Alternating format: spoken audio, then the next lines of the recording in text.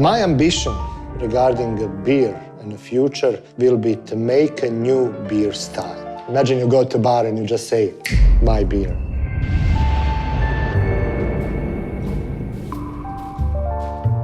My name is Zoran Gojkovic. I'm Director of Brewing Science and Technology here in a Carlsberg Research Laboratory. What can I tell you about me?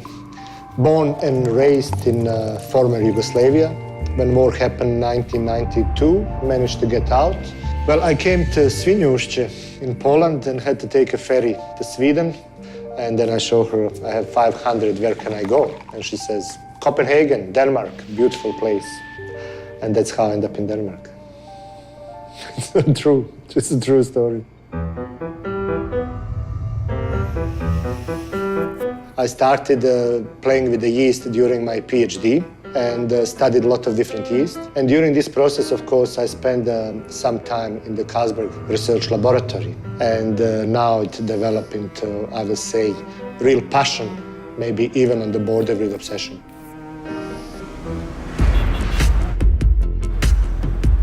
As you know, beer is a very complex product because it has a lot of different raw materials.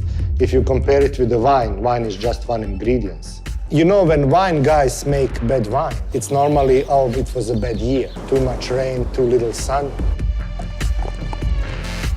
We make a beer every week.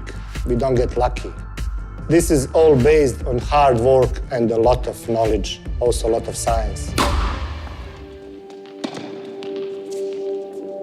Now in Denmark, I lived longer time here than in my old country. I have a wife, I have 2 kids, so every week we train tennis.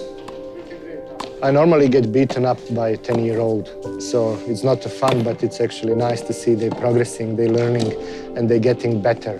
And as a work or anything in the life, the more you do something, better you get. In 1883, Christian Hansen actually purified yeast here in this laboratory. It is very important for a lot of different industries. Wine, medicine, all the research actually advanced because of this hugely important discovery. J.C. Jacobsen and Carlsberg never patented such a discovery, but they just share it with the world for free. So since yeast purification, Carlsberg was collecting yeast for hundreds of years. This yeast bank in the brewing world, it's one of the biggest. Carlsberg's yeast collection, it's extremely valuable.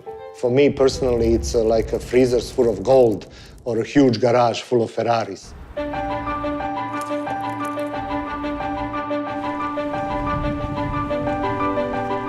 I work with beer now for so many years, and beer definitely can help you to be more sophisticated.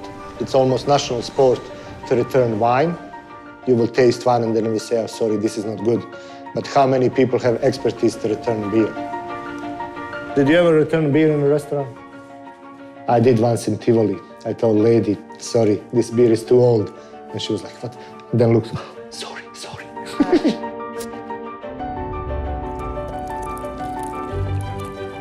To be a professional beer taster requires a lot of practice. If you really try, this is an extremely fruity, extremely interesting beer. It's a long process to be trained. Could normally take several years. To be sharp, you're not allowed to drink coffee before tasting. Spicy food, it's also not good. Some people will not shave. Some people will not wash hair because, you know, even that little scent of the shampoo can ruin your tests. But if you train long enough, you could become expert like a James Bond in the restaurant and order, instead of Bollinger 1968, you will be able to order Carlsberg 1847. When you're determined to brew the world's best beer, you discover a thing or two along the way. In 1883, Carlsberg discovered how to isolate a pure yeast culture and shared this with the world.